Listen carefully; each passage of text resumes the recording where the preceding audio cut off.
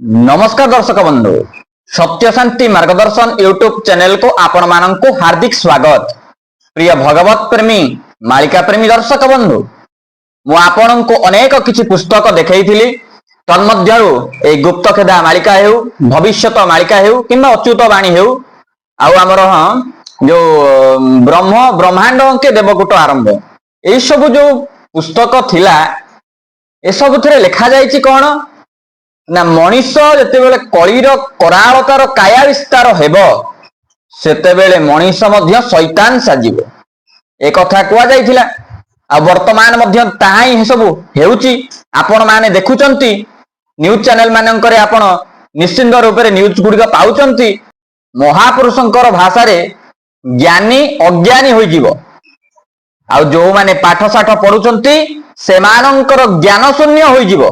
सरबे कहिबे ज्ञानी ज्ञानी माने समस्त निजको निज पंडित भाविबे किंतु प्रकृत रे पंडितता पूर्ण ज्ञान कहा भीतर भी नथिबो।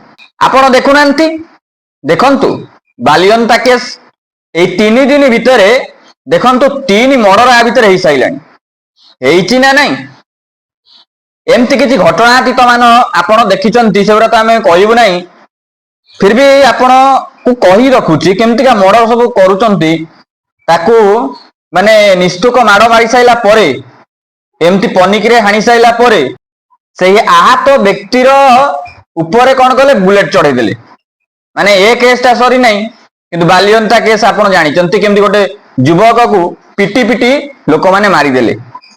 ए पर्यंत इन्वेस्टिगेशन जारी अछि अवश्य जारी अछि कोन होची इन्वेस्टिगेशन जणा तो पड़ियो निश्चिंत रूप से प्रकृत सत्यटा कोन।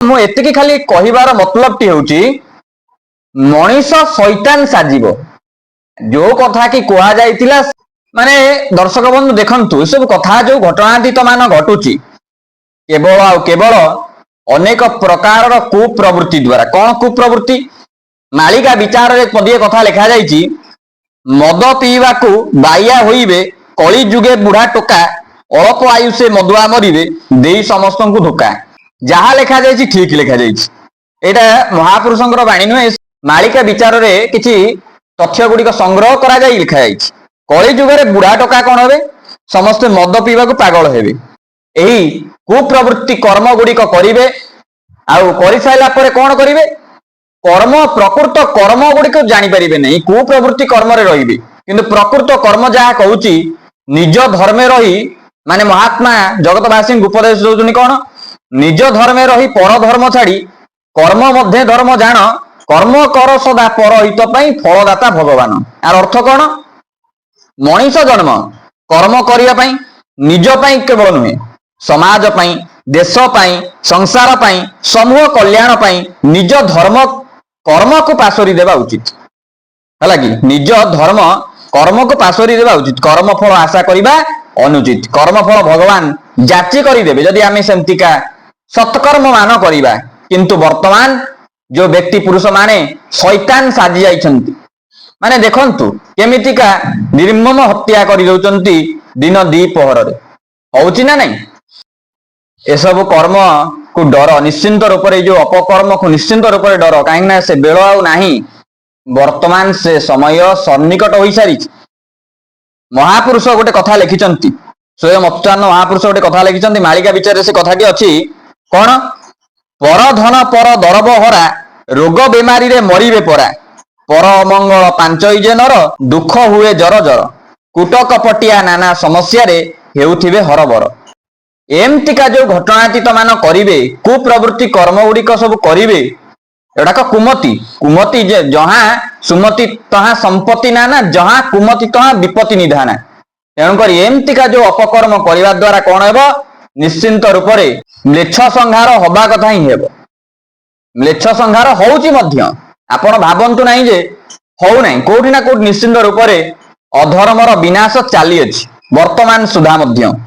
प्रिय दर्शक बंधु महापुरुष अच्युतानंद तांकर भविष्यत मालिका रे बहुत भल भाव में कहउचंती भविष्यत मालिका एई पुस्तक जो भविष्यत मालिका पुस्तक रे कोन कहउचंती वर्ष 13 मास हेब लोभ उड़ पक्ष 13 दिन हेब ସେହି ଦିନ ଠାରୁ କଳିଗୋଳ ଯୁଦ୍ଧ ଘରେ ଘରେ ଲାଗିଯିବ। ବୁଦ୍ଧ ଅବତାର ସରିବ ବହୁଳ ମନେ ରଖିଥିବୁ ତୁହି। କଳକି ଯୁଗରେ କଳ୍କି ଅବତାର ବିଜେ ହେବେ ଭାବଗ୍ରାହୀ। ମାନେ ଯେତେବେଳେ କେ ଆର ଅର୍ଥଟିକୁ ବୁଝିବାକୁ ଆପଣ ମାନେ ଚେଷ୍ଟା କରନ୍ତୁ। ଯେତେବେଳେ କି ବର୍ଷକ 13 ମାସ ହେବ, ପକ୍ଷକ 13 ଦିନ ହେବ, ଠିକ ସେହି ସମୟର ଠାରୁ ଦେଶରେ କଳିଗୋଳ ବିପାତ ଆରମ୍ଭ ହୋଇଯିବ। ପୃଥିବୀ ପୃଷ୍ଠରେ କଣ ହବ ନା ପାପ ଭାରା ପ୍ରବଳରୁ ପ୍ରବଳତର ହେବ। ଏହିପରି କ୍ଷୟକ୍ଷତି ଦେଖାଯିବ। ସେହି ଦିନଠାରୁ ପ୍ରଭୁଙ୍କର 10 ଅବତାରରୁ 9ମ ଅବତାରଟି ହେଉଛି ବୁଦ୍ଧ ଅବତାର। କଳ୍କି ଯୁଗରେ ଆରମ୍ଭ ହେବ। ଏଇ ଯୋଉ କଳ୍କି ଯୁଗରେ ଆରମ୍ଭ ନିଶ୍ଚିନ୍ତ ହେବ। ତାପରେ କଣ ହେବ? ଠାକୁର କଳ୍କି ରୂପରେ କଳା ଧଳା ଘୋଡା ପୃଷ୍ଠରେ ଅବତରଣ କରି ବାହାରି ଆସିବେ। ମହାତ୍ମା ହାଡ଼ିଦାସ ଶ୍ରୀମୁଖ ମାଳିକାରେ ଉଲ୍ଲେଖ କରୁଛନ୍ତି। କଣ କହୁଛନ୍ତି ଆପଣ ମାନେ ଶୁଣନ୍ତୁ, ବହୁତ ଭଲ ଭାବରେ ରୋଚକପୂର୍ଣ୍ଣ ତଥ୍ୟ ଆଜ୍ଞା। କଳକି ରୂପକୁ ଧରିଲୋ ବହୁଳ କଳା ଧଳା ଘୋଡା ଚଢି।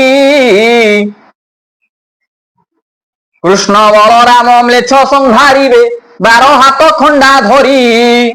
ଆର ଅର୍ଥ ଆପଣ ମାନେ ବର୍ତ୍ତମାନ ନିଶ୍ଚିନ୍ତ ରୂପରେ କୋଉଠି ନା କୋଉଠି ଆପଣଙ୍କ ମନରେ ଦ୍ୱନ୍ଦ୍ୱ ସୃଷ୍ଟି ହେଉଥିବ। ତ ଶୁଣନ୍ତୁ, କେତେକ ଜ୍ୟୋତିର୍ବିଦ ମାନେ ଗଣନା କରି ମତବ୍ୟକ୍ତ କରିସାରିଛନ୍ତି। କଣ କରିଛନ୍ତି? 1996 ମସିହା ଠାରୁ କଳି ଯୁଗର ଶେଷ ହୋଇଯାଇଛି। ଆପଣ ଜାଣିଛନ୍ତି କି? ନିଶ୍ଚିନ୍ତ ରୂପରେ ଏଟା ଜାଣିବା ଆବଶ୍ୟକ। ସମ୍ଭବତଃ ଏହା ସତ୍ୟ ସେହି ଦିନ ଠାରୁ ବିଭିନ୍ନ ସ୍ଥାନରେ ଆପଣ ମାନେ ଦେଖୁଥିବେ, ବାହାନଗା ଟ୍ରେନ ଆକ୍ସିଡେଣ୍ଟ ହେଉ କିମ୍ବା ଆମର ଟ୍ରକ ବସ ଦୁର୍ଘଟଣା, ମହାବାତ୍ୟା, ମରୁଡି, ଭୂମିକମ୍ପ, ମହାମାରୀ ଆଇଲା, ଯୋଉ କରୋନା ମହାମାରୀ କଥା ବି ଲେଖା ଯାଇଥିଲା। ବଳଦ ସମ ପ୍ରାୟ ହୋଇ ମୁଖେ ବାନ୍ଧିବେ ତୁଣ୍ଡି ସେଇ। ଆମ ଭାଷାରେ ତାକୁ ମାସ୍କ କହିଲେ, ମହାପୁରୁଷଙ୍କ ଭାଷାରେ ତୁଣ୍ଡି। ନିହାତି ରୂପରେ ସେଇଟା ହେଇଛି ମଧ୍ୟ। ମହାମାରୀ ହେଲା, ହଣା କଟା ଆଦି ଭୟଙ୍କର ଘଟଣାତୀତ ମାନ ମଧ୍ୟ ବର୍ତ୍ତମାନ ସୁଦ୍ଧା ଘଟୁଛି। ଦେଖନ୍ତୁ କେମିତିକା ଘଟଣା, ପନିକିରେ ହାଣି ଦେଇଛି ସେ ପିଲାଟି। ମାନେ ଇଏ ଗୋଟାଏ ନିହାତି ରୂପରେ ଇଏ ଗୋଟାଏ ମାନେ କଣ ଚୋର ଖଣ୍ଡଟାକୁ ସିଏ ମଧ୍ୟ ଚୋର ଖଣ୍ଡ, କିନ୍ତୁ ମଣିଷ ଭିତରେ କଣ ପ୍ରକୃତରେ ଦେଖନ୍ତୁ, ପନିକିରେ ହାଣି ଦେଇଛି, ବୁଲେଟ ପୁଣି ଚଢେଇ ଦେଇଛି, ମାନେ ନିର୍ମମ ହତ୍ୟା ତାକୁ କୁହନ୍ତି। ତାପରେ କଣ ହବ ନା ଏହିପରି ହୋଇ ହୋଇ ଯୁଗ ଶେଷ ହେବ। ମାଳିକା ବିଚାର ଗୀତା ଗୁପ୍ତ ଜ୍ଞାନ ତତ୍ତ୍ୱ ପରି ମାଳିକା ପଢି ଗୀତା ତତ୍ତ୍ୱ ଜାଣିବାକୁ ପରମାତ୍ମା ପରମେଶ୍ୱର କହିଛନ୍ତି। ଯାଜପୁର ଜିଲ୍ଲା ଚମ୍ପାପୁର ଗ୍ରାମର କମାର ବଂଶରେ ଜନ୍ମଗ୍ରହଣ କରିଥିଲେ ମହାପୁରୁଷ ହାଡ଼ିଦାସ। ପରମାତ୍ମାଙ୍କ ଆଦେଶ ନିର୍ଦ୍ଦେଶରେ ସେ ଧରାପୃଷ୍ଠକୁ ଆସିଥିଲେ।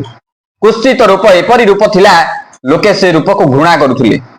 ହାଡ଼ିଦାସଙ୍କର କାନ୍ଧରେ ଗୋଟିଏ ବଡ ଆବୁ, ଗୋଦର ଗୋଡ, ଗେଣ୍ଡା ନାକ, ପୁଣି ଅନ୍ତଃକୋଷ ରୋଗ। କମାର ବଂଶ, କମାର ବୃତ୍ତି ଅତି ଅଦ୍ଭୁତ। ପୁଣି ପାଗଳମତି ଧାରୀ ହାଡ଼ିଦାସ, ଯେ କି ଛତିଆ ବଟ କୂଳରେ ବହୁ ପୂର୍ବେ କଣ କରୁଥିଲେ? ଲୁହା ପଜାଉଥିଲେ। ହାଡ଼ିଦାସଙ୍କୁ 4 ବର୍ଷ 4 ଦିନ ବୟସ ହୋଇଥିବା ବେଳେ ତାଙ୍କ ପିତା ଅବଧାନଙ୍କୁ ଡକାଇ ତାଙ୍କୁ ଖଡି ଛୁଆଇବାକୁ କହିଥିଲେ। ଅବଧାନେ 3ଟି ସୁନ ଲେଖିଦେଲେ, ବ୍ରହ୍ମା ବିଷ୍ଣୁ ମହେଶ୍ୱର। ଆଉ ଗୋଟିଏ ସୁନ ବାକି ରହିଗଲା ବୋଲି କହିବାରୁ ଅବଧାନେ ତାଟସ୍ଥ ହୋଇ କହିଲେ, ଶାସ୍ତ୍ରରେ ଅଛି 3 ସୁନ, 4 ସୁନ ପାଠ କଥା ମତେ ଜଣା ନାହିଁ। ଶିଷ୍ୟ କହେ, ଗୁରୁଦେବ ତେବେ ତୁମକୁ ପାଠ ଜଣା ନାହିଁ? ଲୋକାଚାର ପାଠ ମୁଁ ପଢିବାକୁ ଚାହେଁନି। ମାନେ ଲୋକାଚାର ଯୋଉ ପାଠ ତାକୁ ମୁଁ ପଢିବାକୁ ଚାହେଁ ନାହିଁ ବୋଲି ହାଡ଼ିଦାସ ତାଙ୍କ ଗୁରୁଙ୍କୁ କହିଥିଲେ। ସେଇଥିପାଇଁ ଆମର ଭାଗବତ ଗୋଟିଏ କଥା କୁହାଯାଉଛି, କଣ ଜାଣିଛନ୍ତି? ତତ୍ତ୍ୱ ବୁଝିଲେ ତୁଟେ ଭ୍ରାନ୍ତି, ଭବ ସାଗରୁ ତରି ଯାନ୍ତି। ଯେଗୁରୁ ଜାଣେ ବେଦ ତତ୍ତ୍ୱ, ନିର୍ଗୁଣୀ ଆତ୍ମା ଜ୍ଞାନେ ଗତ। ସଦ୍ଗୁରୁ ଯେବେ ମାରେ ଗୋଇଠା, ଅନ୍ଧାର ଘରେ ଜଳେ ବଇଠା। ଏକଥା କୁହାଯାଇଛି କାହିଁକି? ଯଦି ଆମେ ତତ୍ତ୍ୱ ଜ୍ଞାନ ନ ବୁଝିବା, ତତ୍ତ୍ୱ ଉପରେ ଧ୍ୟାନସ୍ଥ ନ ହେବା, ତେବେ ନିଶ୍ଚିନ୍ତ ରୂପରେ ଆମେ ମାନେ ମଧ୍ୟ ଏମିତି ଅଜ୍ଞାନତାରେ ବୁଡି କରି ରହିବା, ଯଦ୍ୱାରା କି ଆମର ଜ୍ଞାନର ସେ ଯୋଉ ପ୍ରଦୀପ, ଜ୍ଞାନର ଯୋଉ ପ୍ରକାଶ ତା ପ୍ରସ୍ଫୁଟିତ ହେବ ନାହିଁ। ଅନ୍ଧକାର କୋଠରୀରେ ଯେମିତି ସ୍କାଇଲାଇଟ ନଥାଇ, କବାଟ ନଥାଇ, ଝରକା ନଥାଇ ଯେମିତି ଅନ୍ଧକାରମୟ ଦିଶେ, ଠିକ ସେମିତି ଗୋଟେ ମଣିଷର ତତ୍ତ୍ୱ ଜ୍ଞାନ ଯଦି ନଥିବ, ତେବେ ନିଶ୍ଚିନ୍ତ ରୂପରେ ତାର ମଧ୍ୟ ବୃଦ୍ଧି ସେମିତିକି ଭ୍ରଷ୍ଟାଚାର ପରୀକ୍ଷା ଚାଲିଥିବ। ଯେମିତି କି ବର୍ତ୍ତମାନର ମନୁଷ୍ୟ ମାନେ ଆତତାଇ ସାଜି ସାରିଲେଣି। ଆତତାଇ ଆଜ୍ଞା, ଆପଣ ମାନେ ଦେଖୁଛନ୍ତି ଥୁଆକୁ ଥୁଆ କେମିତି ଗାଁ ଗଣ୍ଡା ଯୋଉ ବଜାରରେ କେମିତିକା ବର୍ତ୍ତମାନ ଲୋକ ଉନ୍ମତ୍ତ ହେଲେଣି। ଗୁଡାଏ ଲୋକ ଦେହକୁ ନେବେ ନାହିଁ। ମୁଁ ଯାହା କହେ ଆଜ୍ଞା ସତ କଥା ଯୋଉଟା କହୁଛି ସେଇଟା ସତ୍ୟ ହେଲା କି। ଲୋକ ଅଛନ୍ତି ଚା ପିଉଛନ୍ତି, ଖଟି କରୁଛନ୍ତି, ତାସ ବାଡଉଛନ୍ତି, ବାଡାନ୍ତୁ କିଛି କଥା ନାହିଁ। ମଦ ପୁଣି ପିଉଛନ୍ତି, ବିଭିନ୍ନ ଅନ୍ୟାୟ ଅନୀତି କାର୍ଯ୍ୟ କରୁଛନ୍ତି। ଆଉ ଏମିତିକା ସବୁ ମତବଳ ହୋଇ କୁସଙ୍ଗ ମାନଙ୍କ ସଙ୍ଗ ହୋଇ ସେମାନେ ବର୍ତ୍ତମାନ କଣ କରୁଛନ୍ତି, ଏମିତି ଅନ୍ୟାୟ ଅତ୍ୟାଚାର ପ୍ରବୃତ୍ତି ବିଭିନ୍ନ ପ୍ରକାର ମାନେ ବିଭିନ୍ନତର କୁଶ୍ଚିତ କର୍ମ ମାନ କରୁଛନ୍ତି ନା ନାଇଁ। ଆଉ ଠିକ ସେଇଥିପାଇଁ ସେ ସମୟ ଆସିକି ପହଞ୍ଚି ସାରିଲାଣି ସନ୍ନିକଟ। ଉତ୍ପାତ, ତାପରେ ବିତ୍ପାତ, ତାପରେ ନିପାତ। ବର୍ତ୍ତମାନ ନିପାତର କାର୍ଯ୍ୟ ଆରମ୍ଭ ହୋଇସାରିଲାଣି। କଣ ଶୁଣନ୍ତୁ ହରିଦାସ ମହାପୁରୁଷଙ୍କର ଶ୍ରୀମୁଖ ମାଳିକା ବାଣୀ ଶୁଣନ୍ତୁ କଣ କହୁଛନ୍ତି।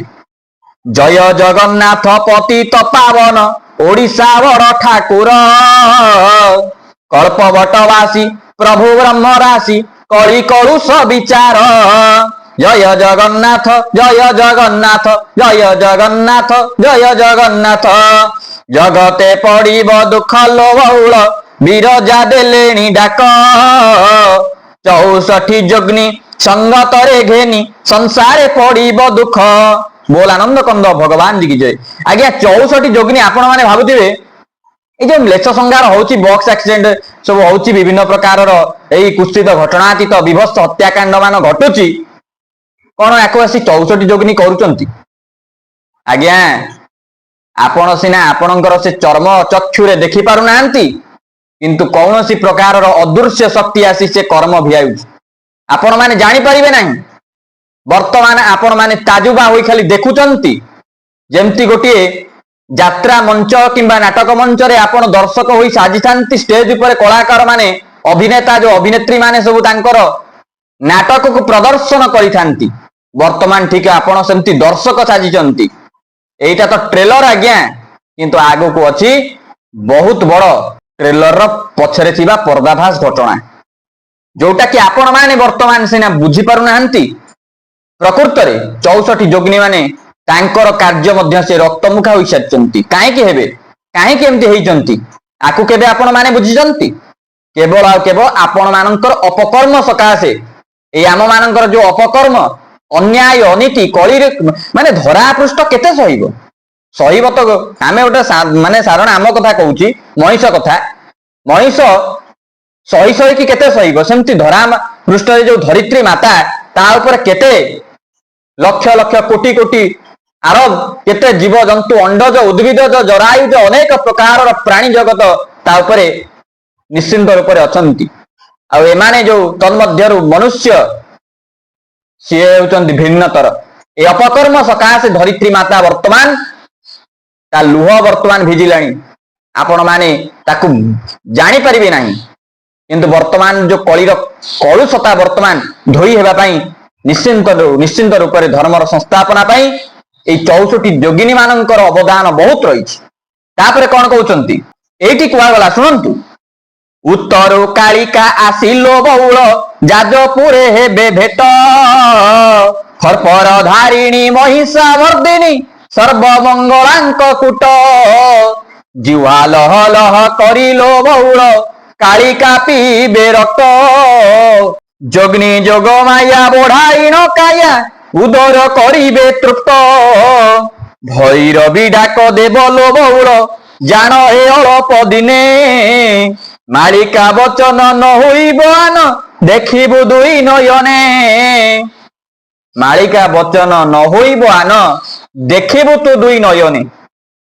ଆକାଶ ପଡିବ ବଜ୍ରଲୋ ବଉଳ ଜାଳି ଦେବ ଭୂମଣ୍ଡଳ, ଶ୍ରୀ ଜଗନ୍ନାଥଙ୍କ ରତ୍ନ ଚାନ୍ଦୁଆରେ ଲାଗିଯିବ ଯେ ଅନଳ। ଅନଳ ମାନେ ହଉଛି ନିଆଁ ବା ଅଗ୍ନି। ଏସବୁ ଘଟଣାତୀତ ମାନ ନିଶ୍ଚିନ୍ତରୁ ନିଶ୍ଚିନ୍ତତର ହବ। ସେଥିପାଇଁ ମୁଁ ଆଗରୁ ଆପଣଙ୍କୁ ଅନେକ ଥର କହିଛି, କେହି ପିଠିରେ ପଡିବେ ନାହିଁ ଆଜ୍ଞା, କେହି ବି ପିଠିରେ ପଡିବେ ନାହିଁ। କେବଳ ଆଉ କେବଳ ଆପଣଙ୍କର ସତକର୍ମ ଆଉ ପ୍ରଭୁଙ୍କର ନାମ।